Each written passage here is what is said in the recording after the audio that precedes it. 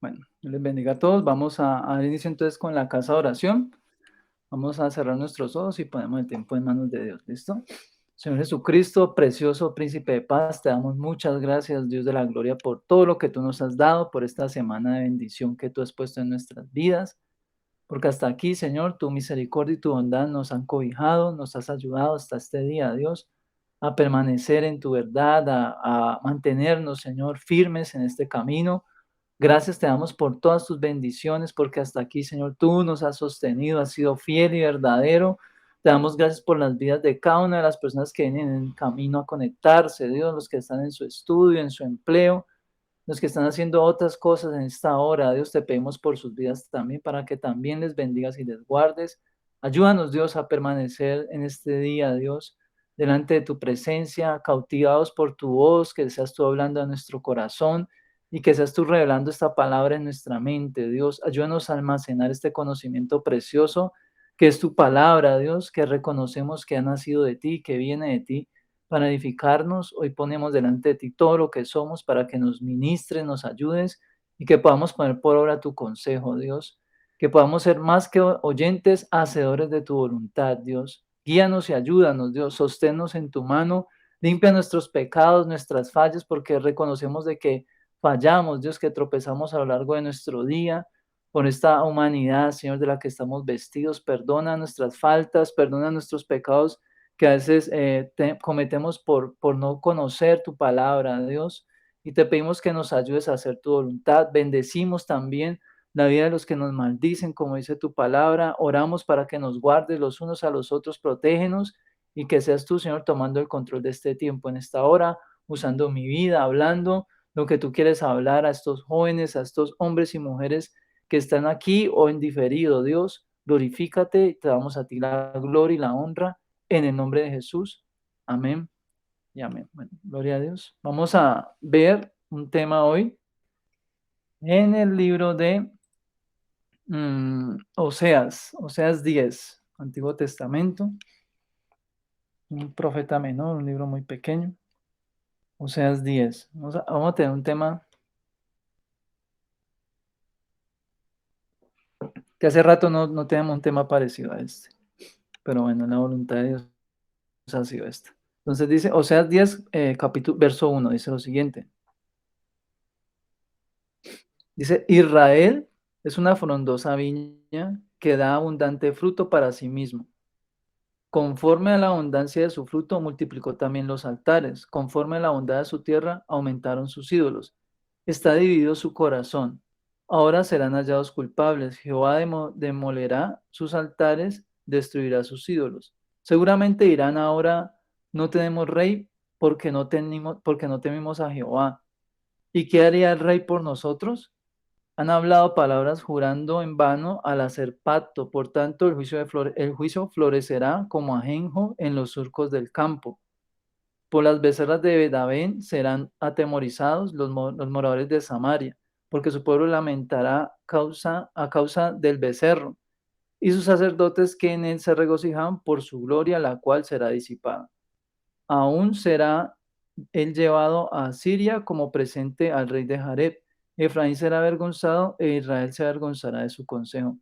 De Samaria fue cortado su rey como espuma sobre la superficie de las aguas. Y los hijos y los lugares altos de Abén serán destruidos. El pecado de Israel crecerá sobre sus altares espino y cardo. Irán a los montes cubrirnos y a los collados caer sobre nosotros. Desde los días de Gabá has pecado, oh Israel. Allí estuvieron, no los tocaste, no los tomó la batalla en Gabá contra los inicuos.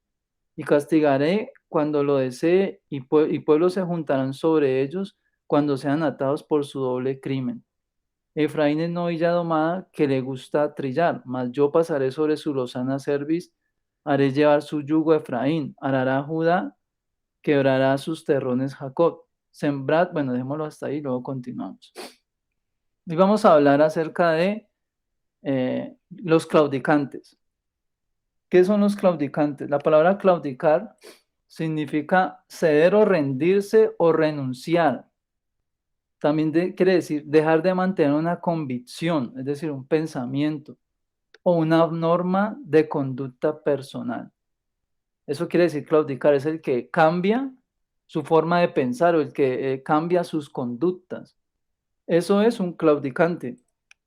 Y vamos a hablar precisamente de eso. ¿Por qué? Porque este pasaje que leemos aquí es un tiempo muy específico dentro de Israel, ¿cierto? En la ley, estando en la ley.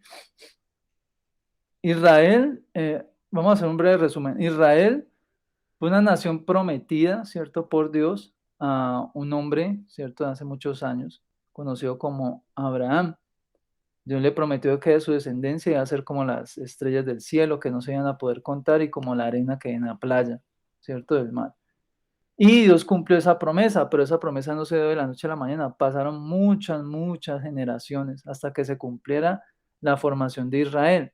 Una vez Israel es formada, se les lleva a una tierra prometida, que es la población, el lugar o territorio físico donde Dios había dicho que los iba a llevar. Una tierra fructífera, fértil, que le iba a dar todas las cosas que ellos necesitaban.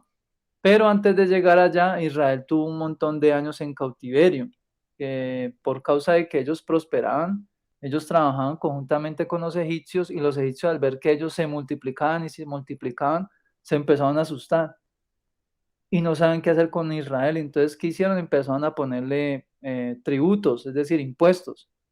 El faraón le empezó a poner impuestos y a ponerles obligaciones y deberes, y poco a poco fueron como esclavizándolos, hasta que llegaron a la condición de esclavos, perdieron toda la libertad. Pero en origen se dio porque por el miedo que tenía Faraón de ver una nación tan numerosa.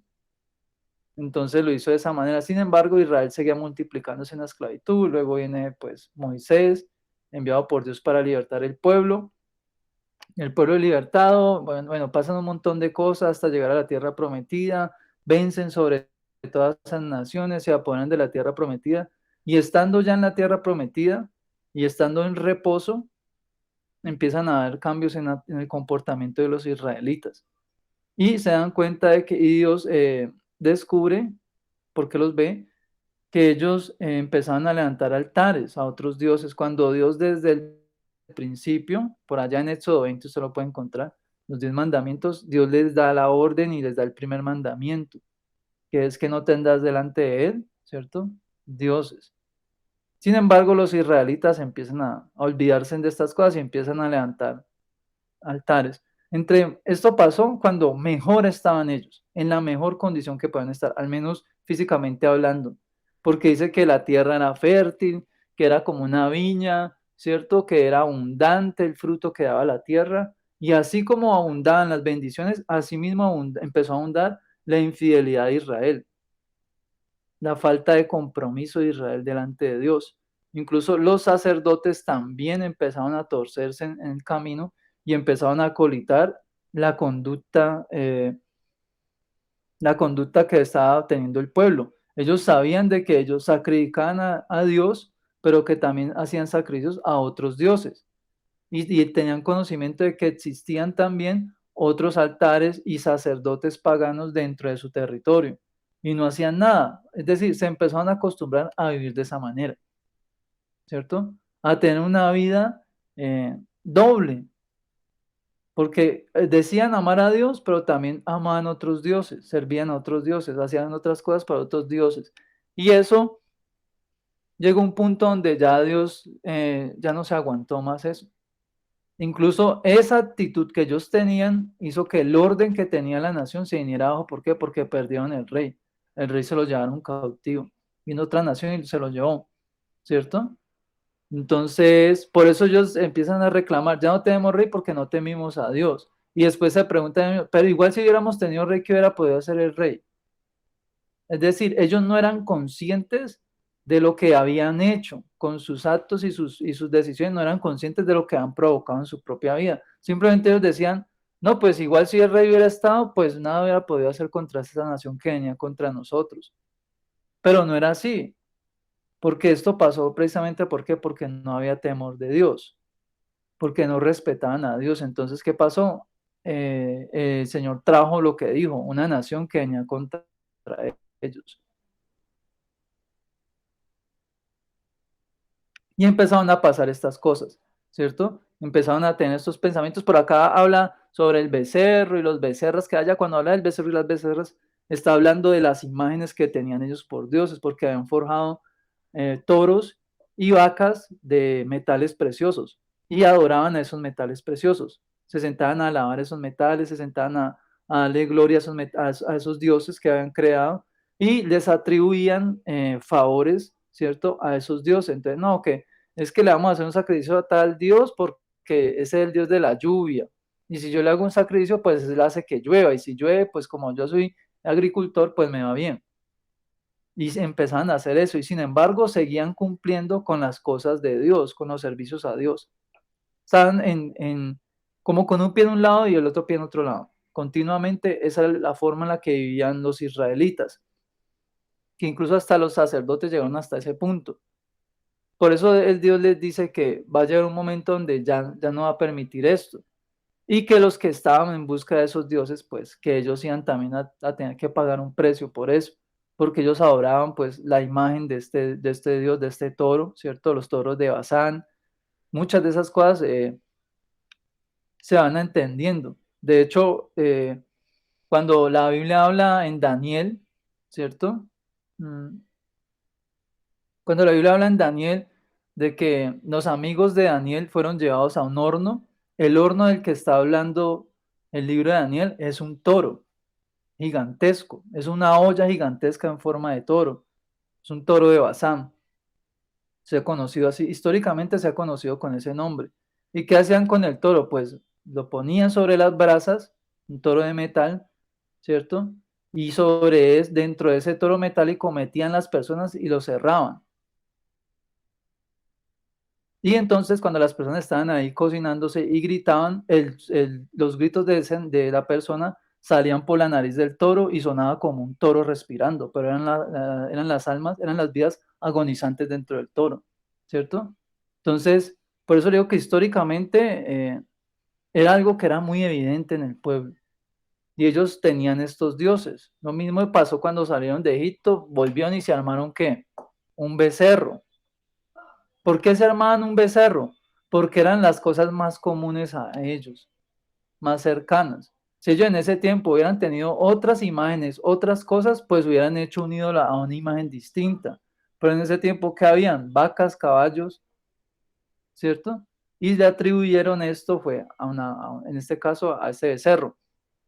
Y por eso dice que por causa de estas becerras, es que ellos van a ser atemorizados. No es que está hablando de unos animalitos, no, está hablando de unos ídolos que ellos habían atesorado, que habían hecho y habían puesto en diferentes partes dentro de Israel, ¿cierto? Y como estaba la creencia de que en los puntos más altos, entonces estaba más cerca del mundo espiritual, entonces tenían esos puntos, esos altares hechos en montañas, en picos y montes, y allá tenían sus becerros, donde iban y hacían sus libaciones y sus sacrificios. Entonces, a nuestro tiempo, estos toros representan precisamente eso, ídolos, cosas a las que nosotros les atribuimos el favor de Dios sobre nuestra vida, ¿cierto? Es decir, como que le quitamos la pertenencia de un favor que es de Dios y se lo damos a algo más o a alguien más, ¿cierto? Es como el que piensa, no, es que yo no sería nada sin ese diploma de la universidad. Yo no tendría nada en este mundo si yo no fuera ese diploma. Sin ese diploma de universidad, yo no sería nada, no serviría para nada. ¿Qué está haciendo la persona con lo que está diciendo? Está quitándole, ¿cierto? El favor que Dios le ha dado sobre su vida y se lo está dando un papel. Dice que si él no tiene ese papel, entonces no sirve para nada, cuando sabemos que no es así. De que realmente ese papel es el resultado de una serie de favores que Dios ha tenido para que una persona persevere en una carrera y llegue hasta el final. Porque si Dios no lo hubiese querido, simplemente esa persona no tendría ese título, ¿cierto? Lo mismo pasa cuando nosotros le damos el lugar de Dios a otras cosas, ¿cierto? Y endiosamos cosas en nuestra vida, endiosamos aficiones, por ejemplo, endiosamos eh, intereses, endiosamos personas dentro de nuestra vida. Cuando tomamos del tiempo de Dios y se lo dedicamos a algo más, estamos dando a entender a Dios que esto que estamos tomando es más importante que Él. y se convierte en un ídolo. Los tiempos de oración, por ejemplo, que usted suelte la oración por estar pegado al celular, usted está convirtiendo su celular en un ídolo. ¿Por qué? Porque Dios, al igual que nosotros, se acostumbra a la forma en la que nosotros lo tratamos. Él se va acostumbrando. Si usted le acostumbra a apartarle un tiempo a él a lo largo de su día, él espera que usted ese tiempo lo siga dando. Pero cuando usted empieza a tomar ese tiempo y se lo empieza a dar a otra cosa, sea al estudio, sea a otra persona, sea a un hobby, por ejemplo, un pasatiempo. No, es que me gusta, yo qué sé, ir a jugar ping-pong. Y la idea de jugar ping-pong se cruza justamente con el tiempo que usted ya le había apartado hace tiempo atrás para Dios. Ahí es donde ya empieza a ver un roce. Y es donde ya empieza a ver Dios con otras cosas, con otros ojos, eso que usted está haciendo. Porque la palabra nos dice en el Nuevo Testamento que, que al final, a la verdad, el ídolo no es nada, porque no tiene ningún poder. El problema es el corazón de la persona que le atribuye ese poder al ídolo y cree que el ídolo puede hacer cosas, ¿cierto? Entonces, eso es algo que debemos de tener siempre nosotros presente en nuestra vida, de que nosotros debemos dar el primer lugar porque es el primer mandamiento, ¿no? ¿Se acuerdan? El primer mandamiento es amarás al Señor tu Dios con toda tu mente y con todo tu corazón y con toda tu fuerza y con tu alma, ¿cierto? Por encima de todas las cosas. Y ese por encima de todas las cosas es lo que hace una separación entre lo que agrada a Dios y lo que no agrada a Dios. Y ese por encima de nosotros mismos, de nuestros propios sueños, de nuestros propios deseos, es por encima de todo. Porque hay gente que por lo menos le pasa, que tiene endiosado no cosas tangibles. Porque es muy fácil decir, ay, es que esa persona es idólatra. ¿Por qué? Porque tiene una imagen de no sé qué en la casa. Pero hay otras idolatrías que no son tan fáciles de identificar, más sin embargo siguen siendo idolatría. Por ejemplo, la Biblia habla de que la avaricia es idolatría, ¿cierto? Y no es algo muy común. Usted no ve una persona y usted no ve que una persona está sacando un billete y usted, ¡ah! Estoy un idólatra porque no sé qué, no. Pero en el corazón de esa persona hay un apego excesivo a ese dinero, a la búsqueda del dinero. Entonces, ¿qué está viendo Dios ahí? Ahí hay una avaricia. Y eso lo hace que él se salte incluso los mandamientos de Dios por cumplir y recoger ese dinero. Entonces, por eso dice que para Dios la avaricia es como el pecado de la idolatría, es exactamente lo mismo. Es un apego desmedido, más allá de lo que uno realmente puede manejar. Lo mismo pasa, por ejemplo, con las personas. Hay gente que está súper bien con Dios y de un momento a otro en su vida entra una amistad, ¿cierto? De una amistad. Y no, la pasamos súper chévere, no sé qué, en el colegio, en el trabajo, no sé, súper bueno. Y cuando yo me siento a hablar con mi amigo, con mi amiga, la hora se me van volando, no sé qué. Y cuando va viendo, ya no va a la iglesia, ya no ora. Antes de irse a dormir, lo último que hace es hablar con esa persona, ¿cierto? Y eso eran cosas que no hacía antes de que esa persona estuviera en su vida. Antes buscaba de Dios, hablaba de Dios con Dios antes de irse a dormir. Todas esas cosas son las que Dios ve. Y eso hace que seamos claudicantes. ¿Por qué? Porque es un cambio abrupto en nuestra conducta. De un momento a otro estábamos haciendo algo y ya lo dejamos de hacer. Cedemos a otras cosas. Y eso es de lo que nosotros debemos aprender a cuidarnos. Que nuestra mente no sea una mente que está disipada de esa manera, porque eso va produciendo un debilitamiento en nuestra vida, nuestra relación con Dios se empieza a debilitar. Lo que pasó con los israelitas en este punto. Su relación con Dios se debilitó tanto, tanto, tanto, que aunque Dios le envió muchos hombres de parte de él a que les hablaran a estas personas, ellos no daban la razón, no daban la razón. Y veían y oían y sabían de que de verdad en el pueblo había idólatras. Sabían de que existían falsos sacerdotes en medio de ellos, sabían todas esas cosas, pero no daban el brazo a torcer. ¿Qué hizo eso? Pues que la mano de Dios se fuera agravando sobre la nación, al punto que se quedaron sin gobierno. Y una nación sin gobierno es una nación que está destinada a fracasar. Es necesario que exista orden. Es necesario el orden. Aún en el huerto del Edén, en medio de todos esos animales, Dios puso orden. y estableció al hombre para que cumpliera con el orden. Si no, créanme que el huerto del Edén todos los animales se han vuelto locos, haciendo lo que querían, pero era necesario que hubiese un gobierno sobre ellos, porque todos necesitamos que exista un gobierno, necesitamos un orden en nuestra vida. Entonces, cuando nosotros empezamos a claudicar, lo que hace es que se pierde el orden de Dios en nuestro corazón. Y les pasa lo que les pasaba a ellos, que estaban con el corazón dividido, dice la escritura por acá, ¿cierto? Creo que en el verso 2. Está dividido su corazón. Ahora serán hallados culpables. Jehová demolerá sus altares, destruirá sus ídolos. ¿Por qué está dividido su corazón? Porque es que estaban con el cuento de que amamos a Dios, pero también amamos a este otro Dios. Yo le sirvo a este Dios, pero también entre semana hoy le sirvo a este otro Dios. Tenían una vida doble, ¿cierto? Como lo dirían en las historietas o en los cómics, un alter ego. Es una persona, pero en otra instancia, en otros momentos, se convierte en otra persona completamente diferente. Entonces tiene una vida doble y esa vida doble impide que pueda hacer las cosas bien y le trae ese conflicto interno. Por eso Dios les dice que ya no va a ser como estaban antes, de que iban a estar así, no. Les dice que va a llegar un momento donde van a ser hallados culpables, es decir, Dios mismo va y los busca. Y ese juicio de Dios se va estableciendo en la vida de la persona y se van notando. ¿Por qué? Porque se van perdiendo cosas que Dios había entregado. Se van extraviando. En el caso de Israel, no fueron ellos los que pusieron a llorar y a hacer escándalo. Todas las naciones tienen rey. Y nosotros que somos tu pueblo no tenemos rey.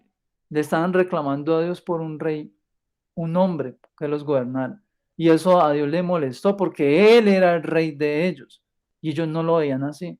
Y no, ¿cómo así que todo el mundo tiene rey? Yo también quiero tener rey. Y les dio un rey. Y ahorita habían perdido ese rey por causa de esa desobediencia. Se perdió ese rey. Dice, desde los días de Gabá has pecado Israel. Allí estuvieron, no los tomó la batalla de Gabá contra los inicuos y los castigaré cuando lo desee, y se juntarán a ellos y se juntarán pueblos sobre ellos cuando sean atados por su doble crimen. Efraín es novilla domada que le gusta trillar, mas yo pasaré sobre su lozana cerviz, haré llevar yugo a Efraín. Arará Judá, quebrará sus terrones Jacob. Miren, y ahí es donde ya empieza Dios a traer una retribución sobre esas vidas. Cuando habla de Efraín, dice que es una novilla domada.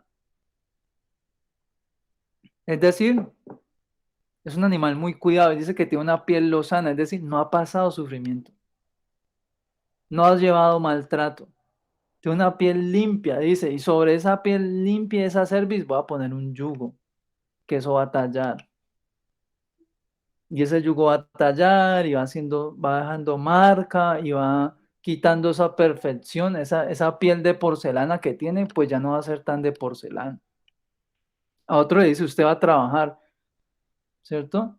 ¿Va a estar haciendo qué? Arar, va a estar haciendo huecos en la tierra. A otro lo manda a que va a estar picando montones, ¿cierto? Y todas esas cosas, no es que era como que, ay, no, Dios les puso eso y ellos eran felices, muertos de la dicha porque nos pusieron a hacer algo. No, estaba hablando ellos de que venían unas etapas difíciles para ellos, unos procesos fuertes de disciplina de Dios. ¿Por qué? Por no hacer caso. Porque por mucho tiempo Dios les habló y no lo hicieron. Luego dice lo siguiente, y esto se lo dice ya el profeta, dice verso 12, dice, sembrad para vosotros en justicia, segad para vosotros en misericordia, es decir, siembren en justicia. ¿Qué les está diciendo Dios? Cumplan los mandamientos.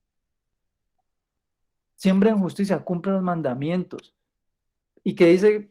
Dice, segad para vosotros en misericordia, para que ustedes recojan misericordia. Dice después, haced para vosotros barbecho. ¿Cierto? Ya les defino la palabra barbecho para que todos tengamos la idea. Piensen por aquí, les escribo. Barbecho.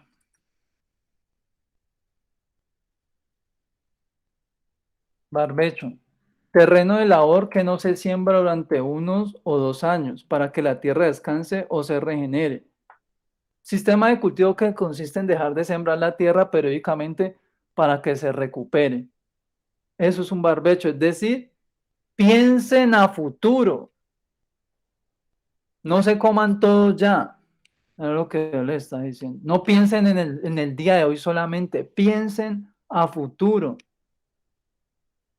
Están mal usando la tierra que les di, la están explotando en exceso y vaya un momento donde ya no les va a producir nada. Por eso Él les dice eso.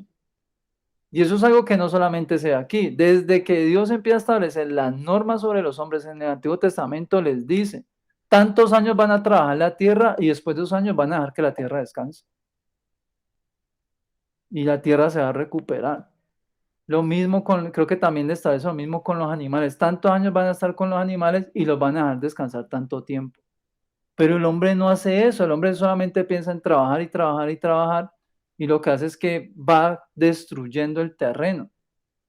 Por eso les dice, cumplan los mandamientos, recojan misericordia y prepárense para lo que viene. Dejen que las cosas descansen un tiempo, dejen de estar pensando en las cosas suyas un tiempo. Es decir, le está dando ¿qué? Le está diciendo el día de reposo. Acuérdense del día del reposo. ¿Cuál era el día del reposo? El día que Dios había apartado para él. Por eso les está diciendo, descansen. Y eso es necesario en nuestra vida. Nosotros tenemos que tener un periodo de tiempo donde podamos buscar a Dios en quietud. No a las carreras allí, que estoy comiendo y estoy allí. No, yo estoy escuchando aquí o estoy por allá barriendo y no, aquí estoy escuchando. No. Hay un periodo de tiempo que Dios nos demanda donde tenemos que estar en barbecho, tranquilos, para poder recibir lo que necesitamos, para que nuestra mente y nuestro corazón se regenere con el conocimiento que ya hemos recibido, para que la semilla que Dios ya ha puesto en nuestra vida dé fruto en nuestro corazón, se revele ese conocimiento y entendamos lo que Dios nos dice. Pero hay gente que no le da descanso al corazón, eso es consuma, consuma, meta información, meta información. Por eso no es tan sano que usted esté pegado 24/7 viendo prédicas y escuchando testimonios, porque usted no le da tiempo a la mente de procesar la información. Usted está allí viendo y recibe información, y eso no llega al corazón. Usted tiene que darle tiempo a que esa palabra llegue a su corazón, meditar en eso. ¿Usted qué le sirve sentarse y oír y oír y oír y no entiende lo que le están diciendo? No le sirve de nada. Por eso les dice, es necesario que exista un periodo de reposo. Les dice también barbecho, y aquí les dice, porque es el tiempo, por eso les dice, hagan barbecho en sus vidas, porque es el tiempo de buscar a Jehová hasta que venga y os enseñe justicia. Por eso es necesario un periodo de quietud en nuestra vida.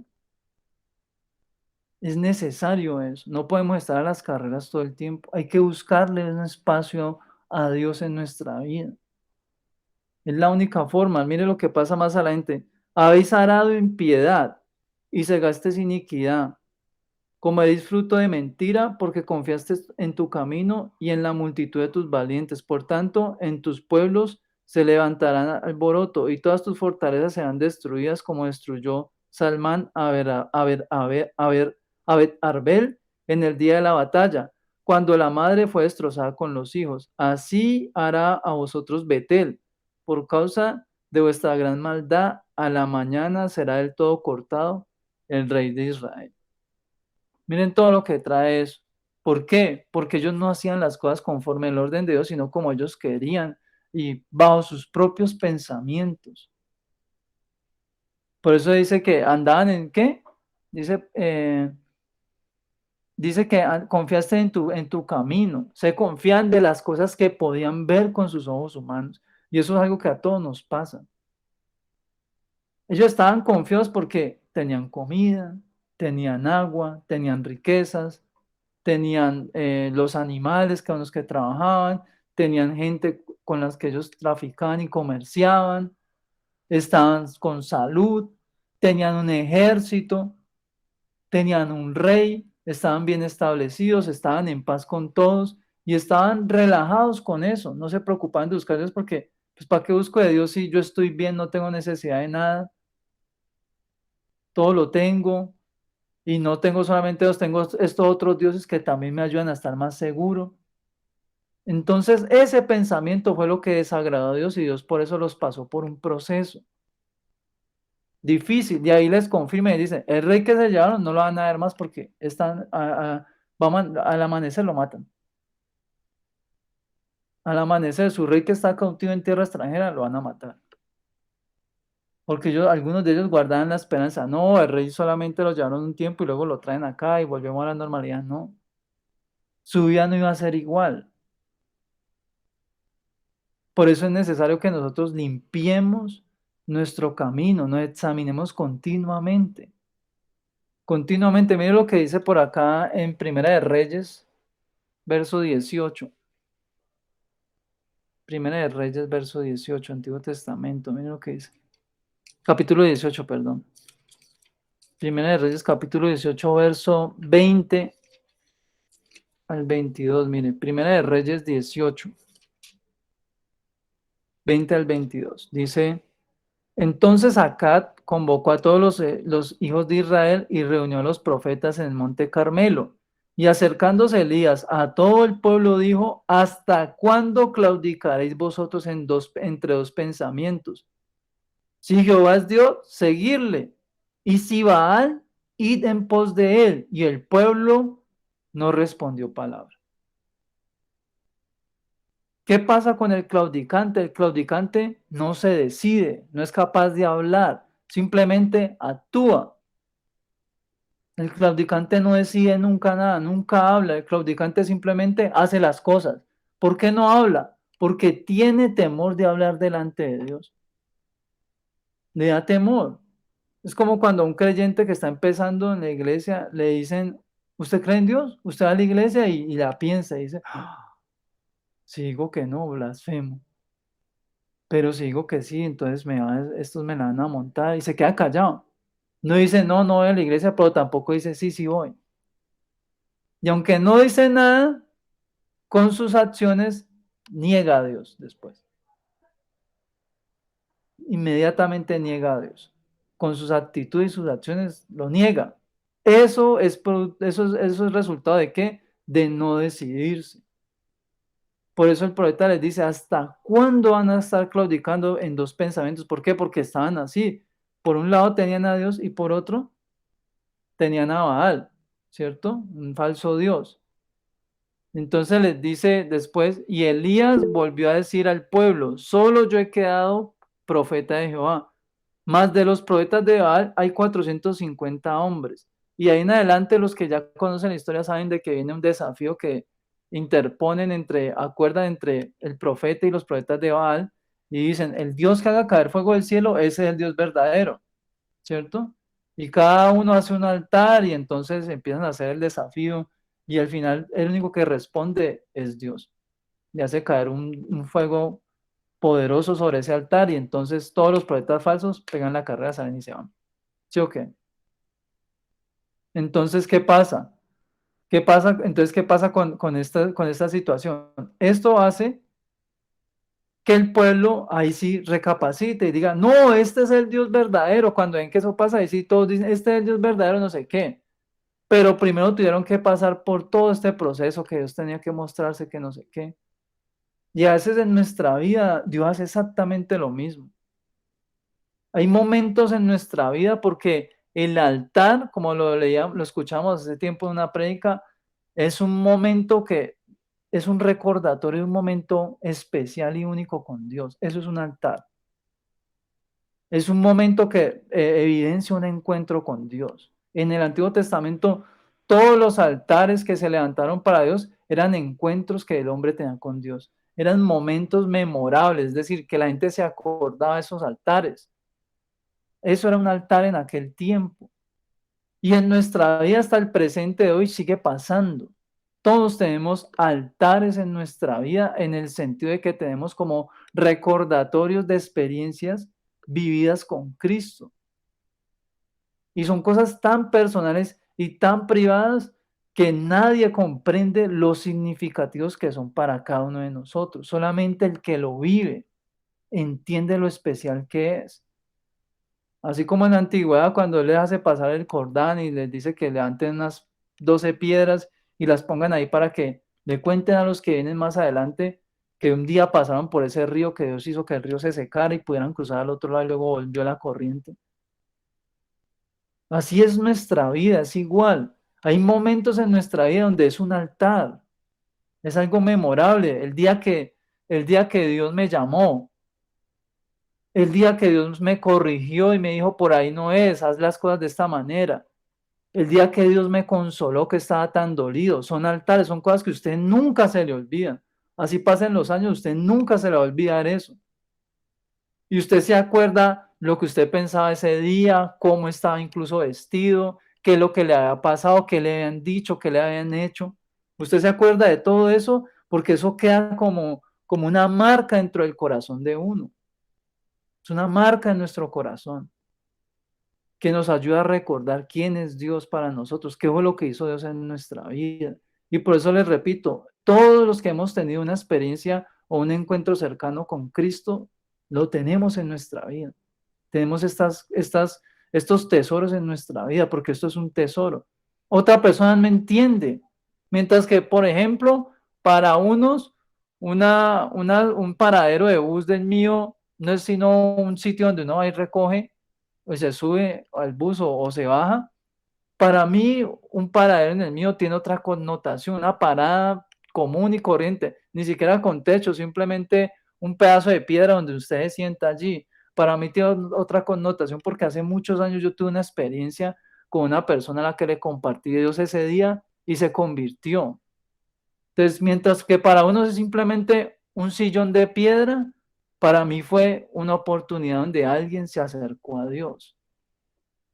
Y eso a mí nunca se me va a olvidar. Y son cosas que son necesarias e importantes en nuestra vida, porque afirman el pensamiento de la búsqueda de Dios. Nos afirman en el deseo de continuar buscando a Dios. Si ese altar o si esa memoria, ¿cierto? Llamémoslo de esta manera, como si esa memoria fuera sustraída de nuestro corazón, ya no tendría significado, ¿cierto? Ya no tendría significado en venido Jesús. Ya no tendría significado. Si esa memoria se abstrae, no tiene significado. Si esa experiencia que yo tuve ese día ahí con Cristo y esa persona no estuviera, para mí ese pedazo de piedras no sería más que un simplemente pedazo de piedra donde usted va y se sienta a esperar un mío.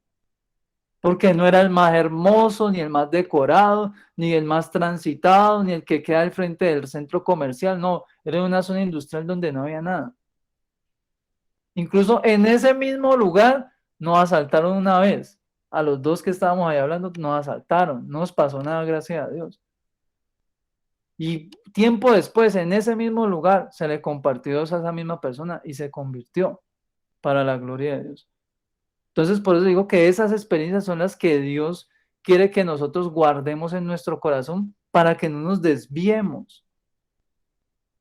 Nosotros no podemos dejar que el camino de Dios se nos desvíe por cualquier cosa. No podemos obviar la obra que Dios ya ha hecho en nuestra vida.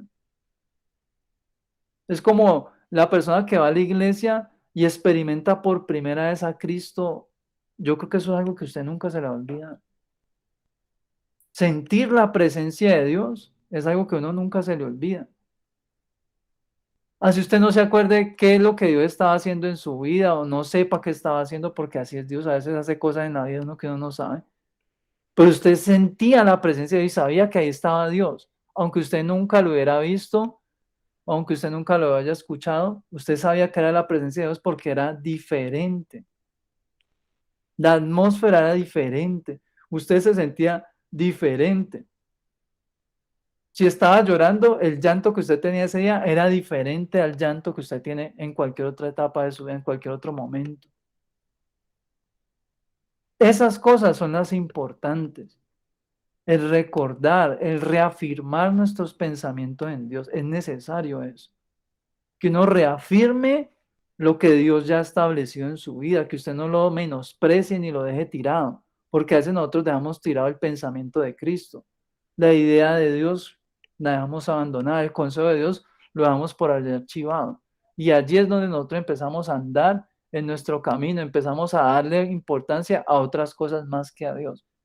Y nos desviamos y nos metemos en situaciones bien difíciles, ¿cierto? Mira lo que dice por acá en Lucas 16, si no me equivoco. 16:36 creo que es. Mm, ya les digo. Lucas 16:13, perdón. Dice, ningún siervo puede servir a dos señores, porque o aborrecerá al uno y amará al otro, o estimará al uno y menospreciará al otro. No puede servir a Dios y a las riquezas. No se puede llevar una vida doble. Eso está bien en las historietas, en las películas, en los cómics, donde el héroe vive la vida de héroe, pero también vive la vida de su alter ego, ¿cierto? El reportero o el man que hace, yo que sé, da clase en el colegio o el profesor, no sé. Eso solamente funciona en esos aspectos ficticios. Pero en la vida real uno no puede tener una doble faceta. Es muy difícil. Es muy difícil eso. El ejemplo más claro que tenemos nosotros es, por ejemplo, una infidelidad. Una infidelidad es algo que no se puede mantener con facilidad. No es fácil ser infiel. Llegar a la infidelidad es fácil, pero mantenerse en un estado de infidelidad no es fácil. No es fácil estar mintiendo a una persona para salir a verse con otra. No es fácil negársele a una persona para verse a escondidas con otra. No es fácil pedirle a una persona que se tiene que ver a escondidas porque públicamente su vida está unida a otra persona. Es complicado. Y eso llega a un punto donde hay un conflicto.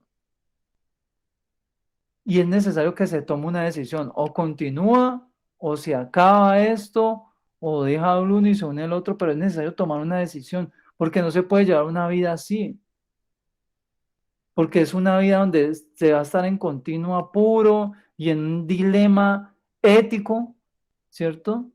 Porque es una batalla la que está acá, porque cuando hablamos de este tema del claudicante, es una batalla interna, más que externa, es una batalla interna la que se está librando. Por eso no se decide, por eso cuando se le pregunta no habla, no responde, nada, está esperando a que Dios como que venga y le ponga los puntos sobre las sillas prácticamente. Y lo más tremendo es que Dios no siempre actúa de esa manera. Por eso debemos aprender a atesorar lo que Dios nos da. La palabra de Dios es la palabra profética más segura. Aunque Dios usa las vidas de otros hermanos, de otras hermanas para bendecirnos y ayudarnos, sí, pero la palabra de Dios nunca va a dejar de ser la palabra de Dios. Es lo más seguro que tenemos.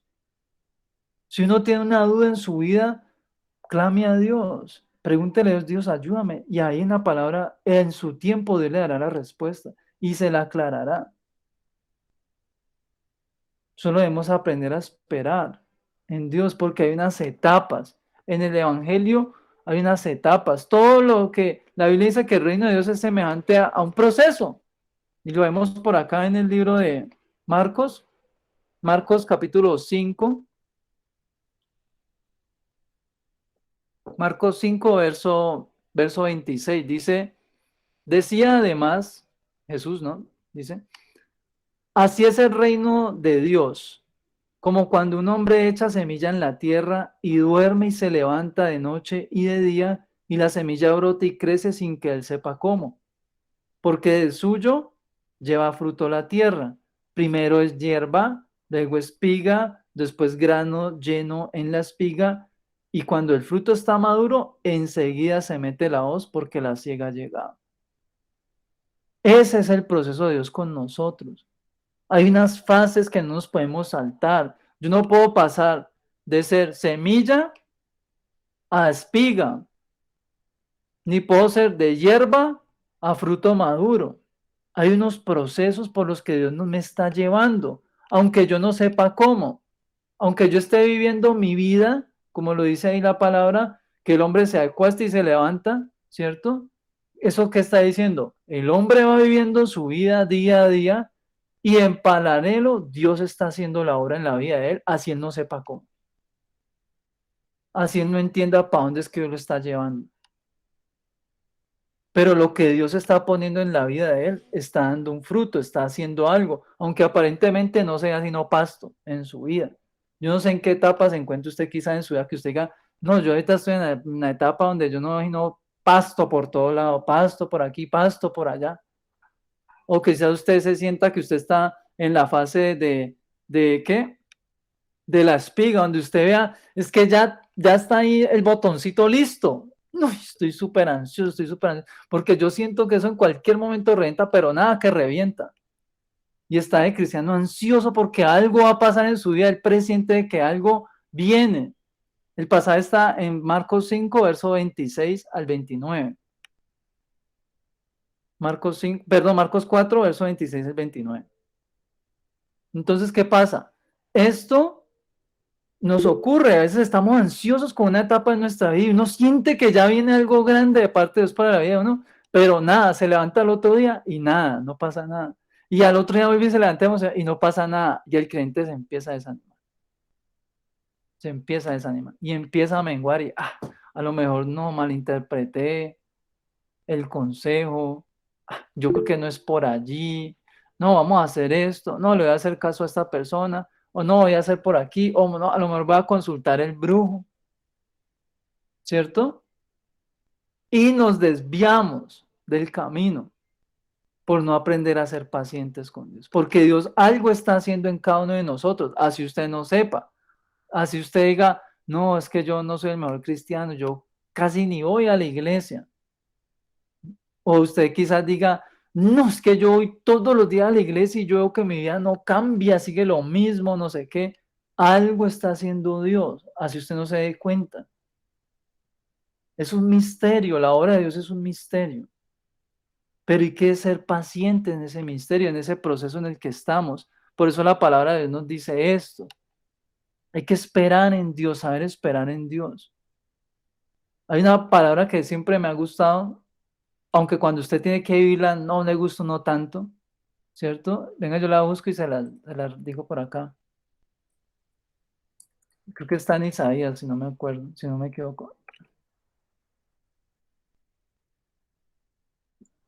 Espérate, es así, espérate.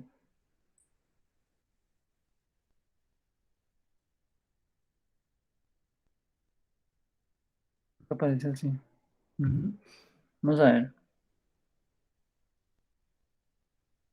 Dice sí. Salmos, perdón, Salmos 40. Salmo 40, Salmos 40 dice esto, dice Salmos 40, verso uno. ¿Verso uno? Sí, verso uno.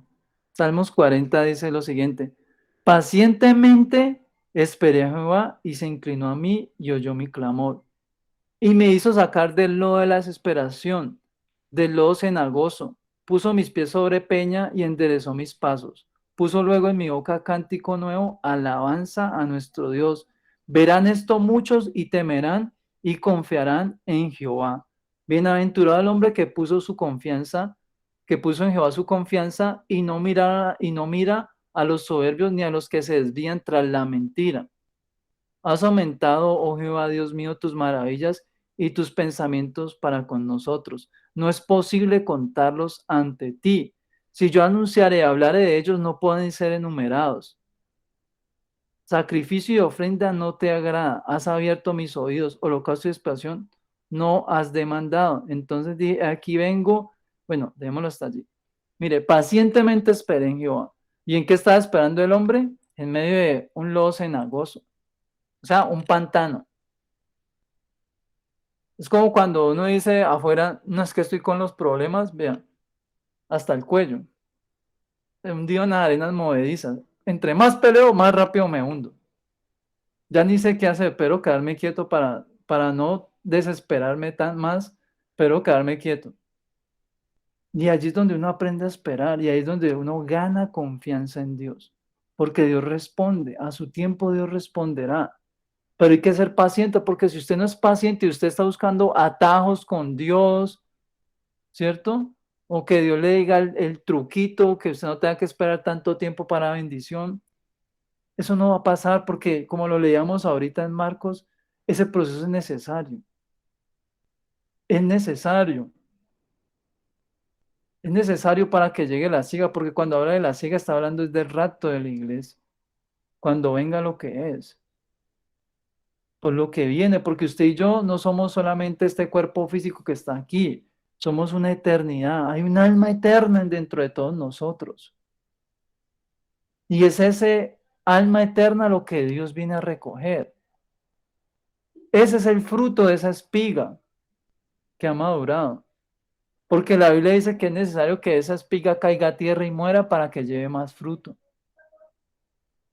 Es necesario que nosotros, esta humanidad, mengüe, que nuestros pensamientos y nuestras cosas terrenales se vayan acabando, se vayan menguando, que nuestros planes sin consultar a Dios sean cada vez más poquitos. Esos planes se van haciendo más pocos cada vez. Esos proyectos personales donde voy a hacer con mi vida esto y aquello y me voy a ir para no sé dónde y voy a estar por aquí y por allá sin consultar a Dios. Entre más conocemos a Dios, menos debemos de pensar de esa manera y más debemos depender de Dios, más dependientes de Dios, porque esa es la voluntad de Dios. Miren lo que dice por acá para terminar, en Efesios 4, Efesios, Nuevo Testamento, libro de los Efesios, casi me paso. Pensé que si estas hojitas de mi Biblia ya está tan viejita que pesar que se me pegan y ya. Efesios 4, estos últimos libros siempre están como todos apachurrados entre ellos que no me sueltan. Efesios 4 dice lo siguiente, Efesios 4:1 dice, yo pues, está hablando el apóstol Pablo, dice, preso en el Señor, os ruego que andéis como es digno de la vocación con que fuisteis llamados. Nuevamente estamos hablando del camino, de la forma de caminar, es decir, nuestra conducta, nuestra forma de vivir. Debemos andar como es digno de la vocación como fuisteis, por la que hoy fuisteis llamados. ¿Cómo nos llama Dios? Sus santos. Se revelan otros sus santos. Así usted diga, yo santo con todo este mundo de problemas en mi vida. Sí, Dios nos ve como santos. En la gracia de Cristo somos sus santos. ¿Cierto? Dice, por eso deben de vivir como es digno, con toda humildad y mansedumbre, soportando con paciencia los unos a los otros en amor, con paciencia, ¿cierto? Nuevamente hablamos de qué? Del proceso, soportar con paciencia en el amor.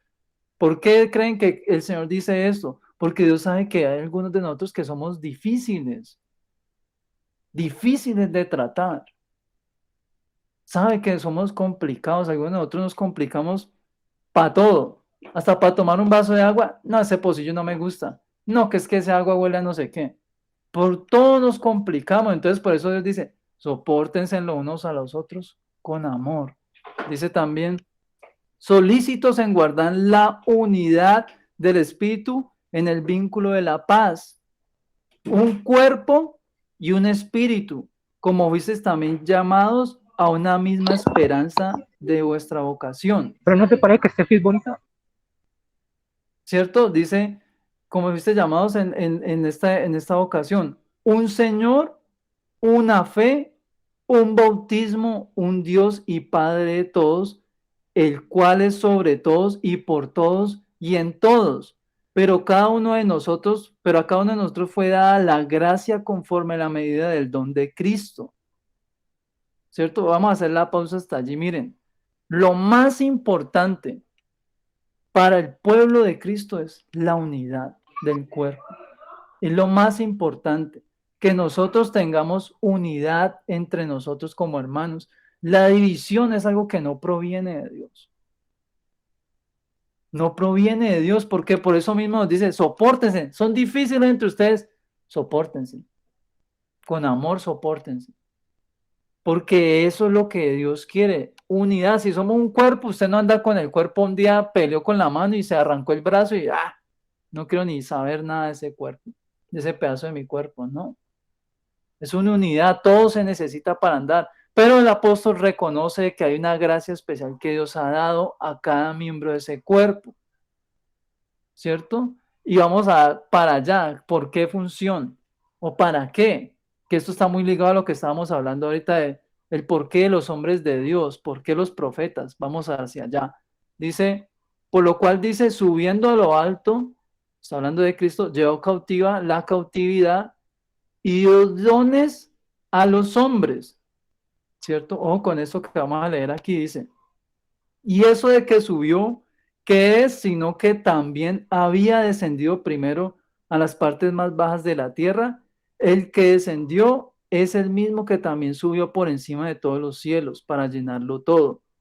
Y él mismo, aquí es donde están los dones que Dios trajo del cielo. Lo que fue y arrebató del cielo y lo trajo a la tierra. Y él mismo constituyó a unos apóstoles, a otros profetas, a otros evangelistas, a otros pastores y maestros. Para que la gente se luciera, no, dice para qué, ¿cierto? Dice a fin, ¿cierto? De perfeccionar a los santos para la obra del ministerio, para la edificación del cuerpo de Cristo, hasta que lleguemos todos a la unidad de la fe y del conocimiento del Hijo de Dios, a un varón perfecto a la medida de la estatura de la plenitud de Cristo, para que ya no seamos niños fluctuantes o claudicantes, que estoy un día aquí y un día no, hoy quiero con Dios y ya mañana ya no quiero. Hoy quiero con Cristo, pero ya el fin de semana no, ya quiero más con mis amigos, quiero más con mi novio, quiero más con mi novia, quiero más con mi sueño de irme a viajar a no sé dónde, de estar haciendo esto o lo otro. Por eso está establecida la iglesia como tal. Los miembros de la iglesia tienen esa función, ayudar a que el cuerpo de Cristo madure, enseñarle al cuerpo de Cristo para que maduren, para que no se desvíen. Dicen, no como niños fluctuantes llevados por doquiera de todo viento de doctrina, por estratagema de hombres que para engañar emplean con astucia las artimañas del error, sino que siguiendo la verdad en amor, crezcamos en todo en aquel que es la cabeza, esto es Cristo, de quien todo el cuerpo bien concertado y unido entre sí por todas las No, pero a coyunturas mí siempre es que bonito se así. ayudan mutuamente según la actividad propia de cada miembro, recibe su crecimiento para ir edificándose en amor, ¿cierto? ¿De qué se trata el Evangelio? ¿De qué, Pero para qué los hermanos, lo para qué sería. las hermanas? Se trata precisamente de esto, de que nosotros conservemos la unidad en el Espíritu de Dios, más que el quedarme en una iglesia, porque es que, ay, no es que allí cantan, es que allí oran, es que ahí no sé qué, es mucho más que eso.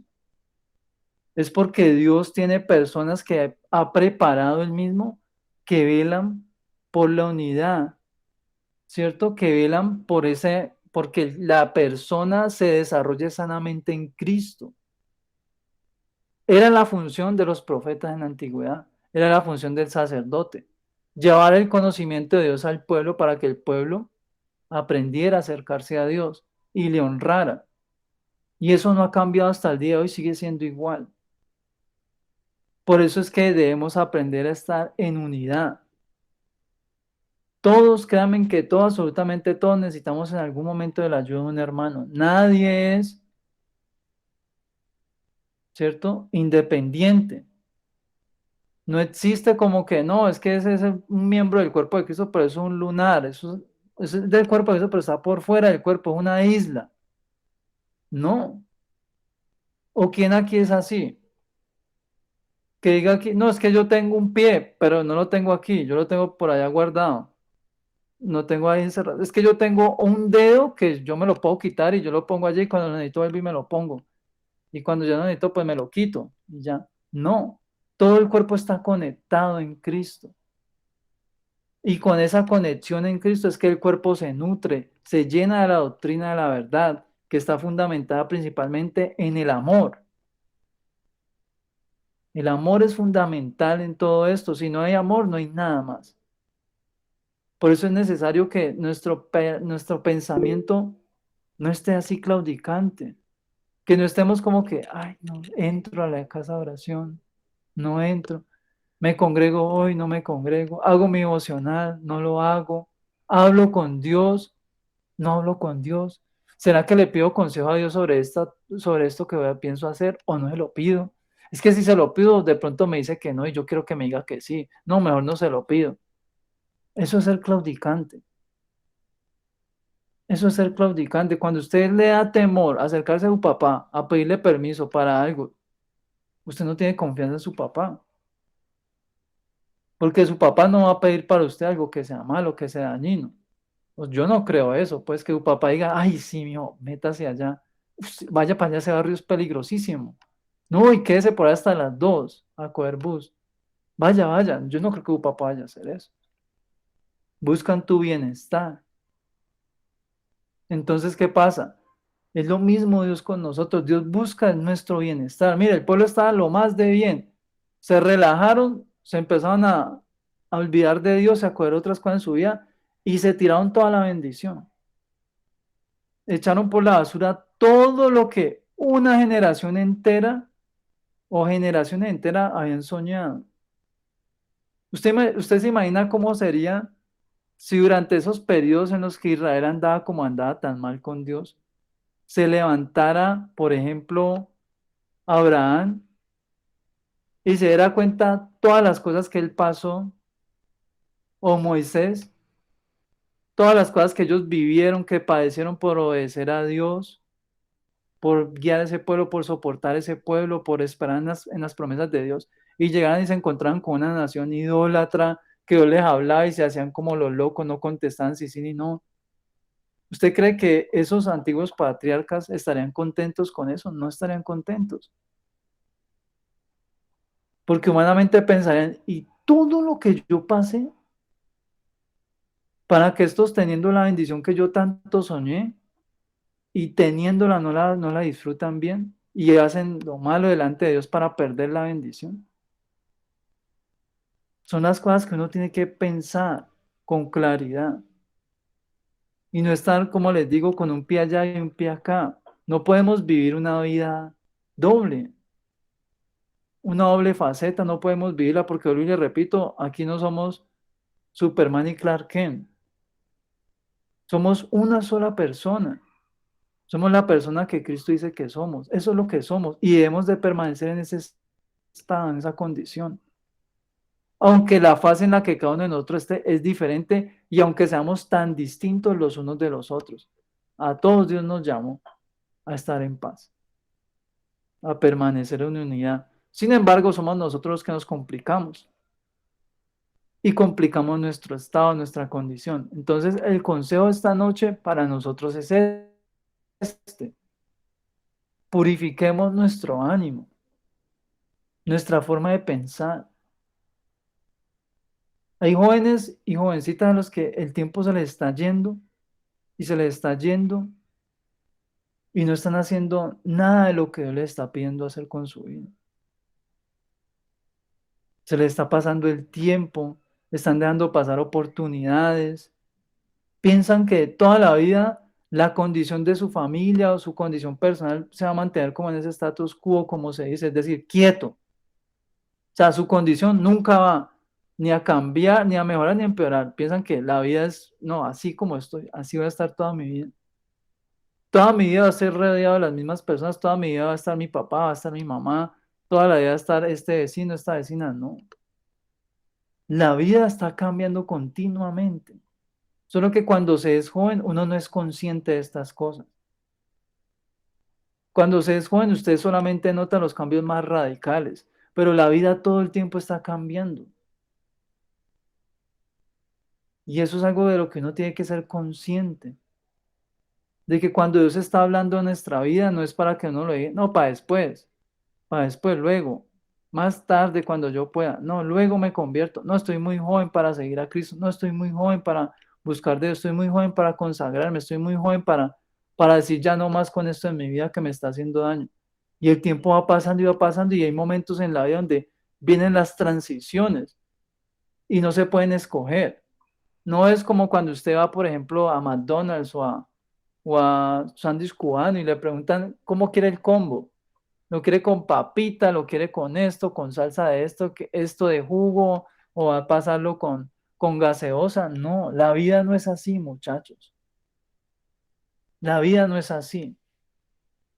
Hay muchas etapas en la vida donde simplemente pasamos de una etapa a otra. Dejamos de ser hierba y pasamos a ser espiga. De un momento a otro, usted un día se levanta y cambió su vida. Un día se levantó y le dijeron, nos mudamos. ¡Ah! ¿Cómo así que nos mudamos? Y mi ministerio, y mis amigos, y mi vecino, y mi novio, mi novia, no, nos mudamos. ¡Ah!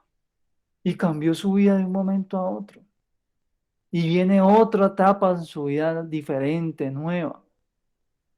Pero el único que es permanente y continuo en todas esas etapas es Cristo. La Biblia dice que en Él no hay variación alguna. Es el Padre de todas las luces en el cual no hay variación ni cambio alguno, dice la Escritura. No cambia. Lo que usted Dios le ha hablado todo este tiempo en su vida hasta el día de hoy, usted se puede ir a la Conchinchina, a Bangladesh, ¿cierto? A Europa y le va a seguir hablando de lo mismo.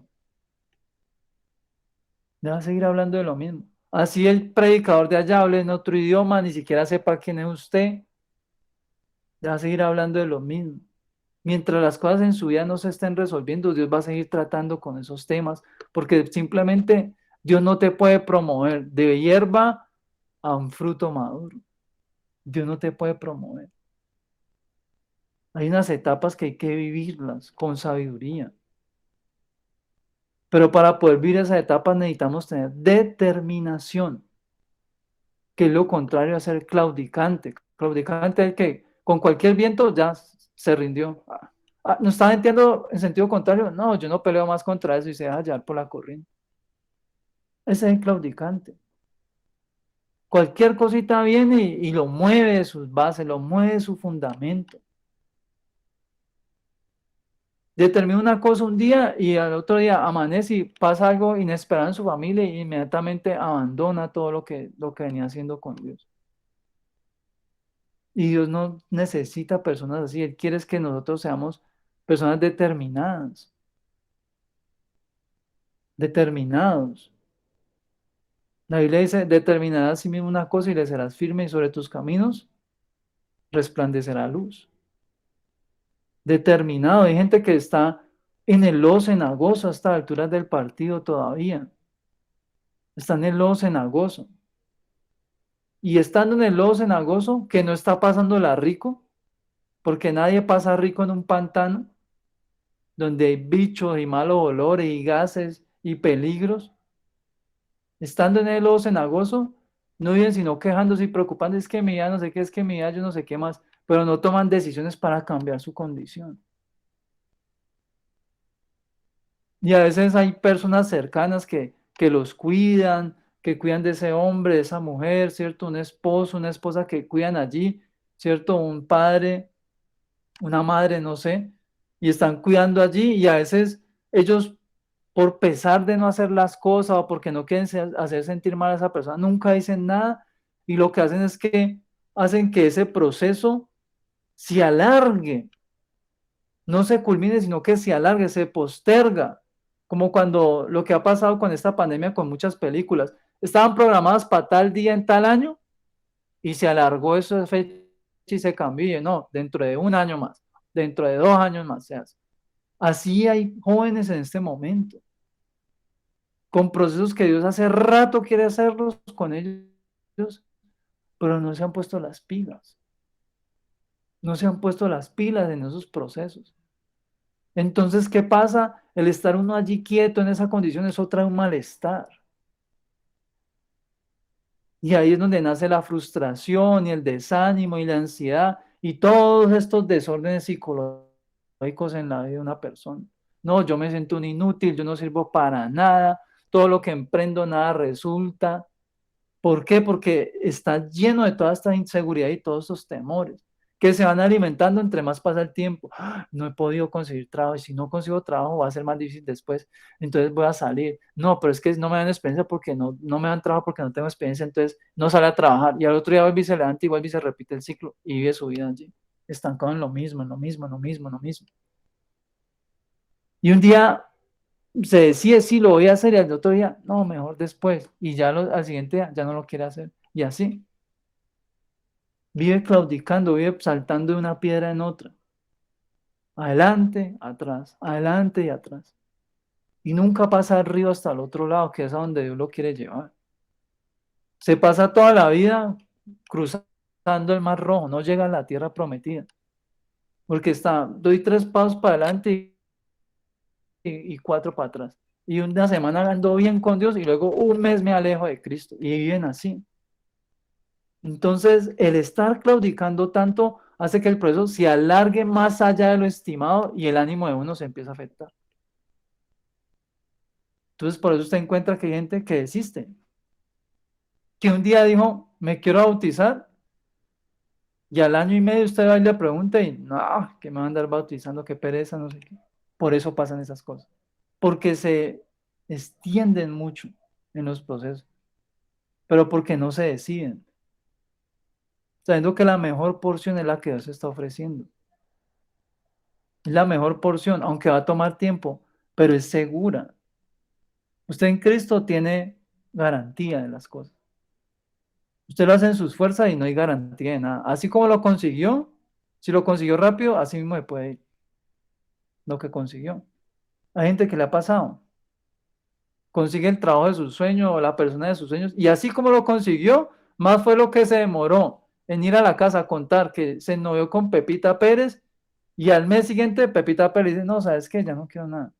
Ah, es que voy muy aburrido, ¿ves? Y pum, lo dejo. Porque hacemos las cosas como nos parece, pero no es como Dios quiere que las hagamos. Entonces, la invitación para todos nosotros esta noche es que meditemos en lo que estamos pensando nosotros, en, bueno, ¿cómo son mis pensamientos? Eso que nadie más ve, que solamente Dios y yo sabemos que en mi cabeza está todo el día, está este pensamiento ahí, plin, como la pelota que usted tira contra la pared, plum, la lanzo y vuelve y me llega a las manos, la lanzo. Ese pensamiento es positivo, es negativo, agrada a Dios, no agrada a Dios. Si agrada a Dios, yo permanezco en ese pensamiento y no solamente es un pensamiento, sino que se convierte en una actitud en mi vida, una acción o simplemente es una intención buena y ya no más. Eso es lo que tenemos que pensar hoy. Entonces, vamos a orar y si hay alguien que piensa en este momento y es consciente de que quizás Dios ha hablado a su vida y tiene algo que hablar con Dios o decirle algo a Dios, tiene total libertad de hacerlo ahí en el lugar donde está, hablar con Dios de eso y decirle, no, si Dios, necesito mejorar ese aspecto de mi vida, me está pasando esto, yo sabía que debía haberte consultado, tomé esta decisión sin consultarte, ayúdeme allí, no, no sé, yo creo que cada uno de nosotros sabe para dónde es que Dios nos está llamando, hacia dónde nos quiere llevar. ¿Cierto? Cada uno de nosotros sabe a qué área de nuestra vida está hablando Él. O qué punto está resaltando Dios en esta noche, porque quizás puede ser que es algo que no es solamente ahorita, sino que hace rato Dios viene hablándonos. Porque, vuelvo y le repito, la voluntad de Dios es nuestro bienestar. Es nuestro bienestar. Él no quiere ni torturarnos, ni pasarnos por cosas que no podamos sobrellevar. No, Él quiere nuestro bienestar, sino que a veces nosotros nos complicamos. Como cuando usted no quiere un paseo y se complica y hace de la salida del paseo lo más aburrido del mundo. Lo más aburrido, no me quiero sentar ahí, no me quiero sentar allá, no quiero hablar con esto, no quiero hablar con esto, no quiero comerme eso, no quiero ir allá, no, vamos derecho, no, ya no quiero nadar y se complica el paseo con toda la familia, porque hay una mala disposición en nuestro corazón. Entonces yo que es tiempo como de sentarnos y de sacar esas malas disposiciones que han habido en nuestra vida. ¿Listo? Entonces vamos a orar, Señor Jesucristo.